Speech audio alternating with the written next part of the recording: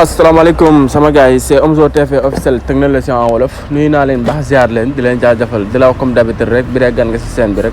abonnel te nga bës cloche notification bi rek ndax nga mën a jot suñu yeneen i vidéo tey nag dañu ñëw indiwaat leen beneen astuce nag ngay conserver sa batterie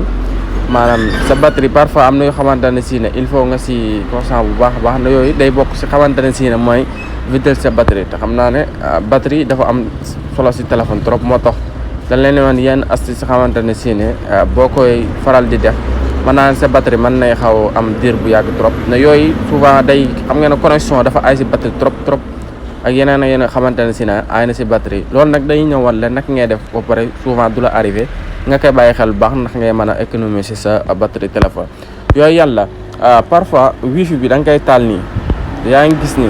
tellement ni doo nga connecté nga fay ko nii par exemple Bluetooth bi activé nañ ko nii boo ko activé day bulo même wifi bi boo ko activé day bulo fekkante ne yaa ngi connecté wifi automatiquement day déclenché wu daal di activé wu di connecté wu même bi dee Bluetooth bi noonu léegi voilà boo cliqué nii xam nga fay na nii si kaw baar bi nii voilà ñaar yëpp day daal di fay dootul affiché ti fii si kaw léegi lii ni affiché na ni fay na ni mais taxul wifi bi ak Bluetooth bi fay léegi bu fekkente ne da ngaa bëgg mu fay carrément loolu naka ngay def da ngay ñëw sa réglage su ñëwee sa réglage nga dugg wifi boo xoolee wifi icône bi mi ngi activé wu kon dèjà xam nga ne fayul lii boo ko bàyyee lu yàgg-yàgg te bu fekkente ne wifi bu am dooleel automatiquement wifi bi day connecté wu waataam léegi bu fekkente ne da ngaa bëgg mu fay carrément fii ngay ñëw nga dugg nga décoché ko soo ko décoché automatiquement da ngay gis day def benn barre si kaw wifi bi lii moo lay wanal la fay na carrément même bi dee Bluetooth bi tamit foofu ngay dem nga def ko noonu nga ñëw fii nga décoché ko boo ko décoché moom it day indi beneen barre bu xamante ne si na moo yii ni icône yi nii ñooy nuroo xamante si day def benn barre lii mooy wan na fay na carrément ni yii bu fekkante ne fayewoo ko nii day connecté en arrière plan di kii sa batterie te loolu day gaaw a vidal téléphone léegi tamit dañ lay indil beneen astuce bu xamante ne si na mooy gën a yomb ko nga koy faye foofu pas ngay dem sa réglage pour loolu nag ngay def da ngay ñëw dugg sa raccourci ñu génn fii ñu nekk suñu raccourci bi soo duggee sa raccourci nii nag ngay def da ngay ñëw fii plus nga cliquer sur plus boo cliquer plus nga ajouter une action nga ñëw si barre de recherche bi nga def wifi exemple rek bu ñu defee wifi moo indi la fii wifi réglage nga cliquer si kaw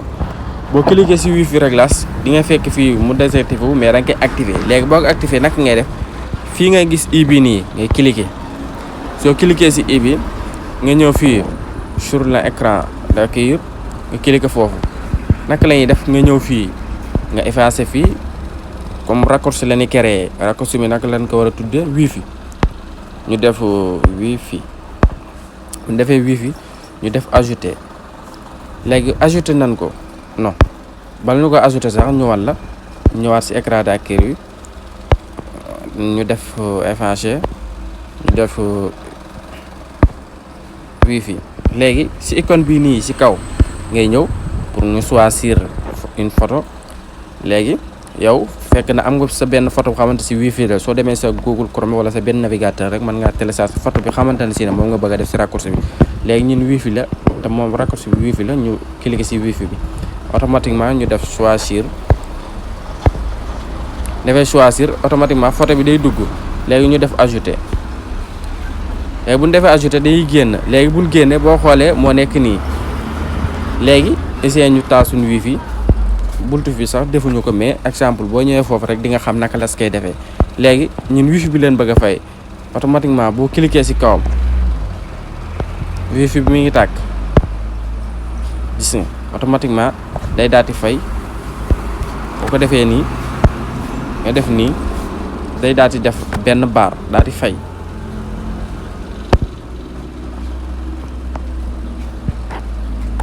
yëpp foo si cliquer rek day daal di def benn barre daal di kosewu daal di fay voilà j'espère que gars yi astuce bi leer na woy leen tey abonné tey aimé vidéo yi baax a baax di leen dig daje à la prochaine vidéo incha allah